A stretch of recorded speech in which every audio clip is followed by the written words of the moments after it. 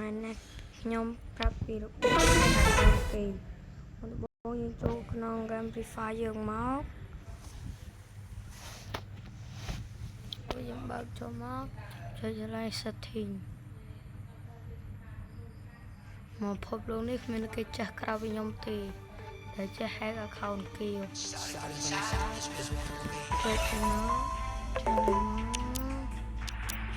cho lại setting máu lại này mà cho này mà mình sẽ năng ruột mình chơi ở cái này o a chơi cái này nó thì tới coi à lơ cái trả lời cái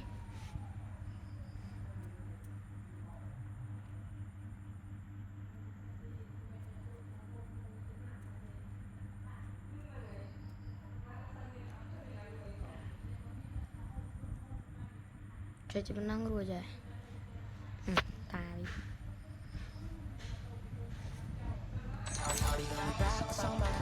một lon cho anh đi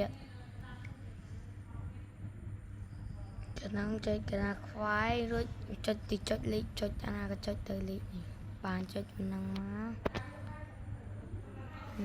chơi khoái chơi một bên chơi Facebook nè dùng cho Facebook má trâu rồi dùng cho Facebook má dùng trâu là hơi trâu là con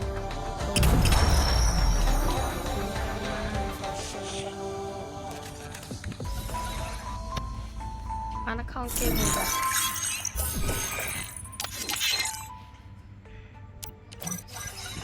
ổn má không kêu mình vậy mua con má này. Oh man, I should have finished those deep fried chicken wings from last night. I'm starving.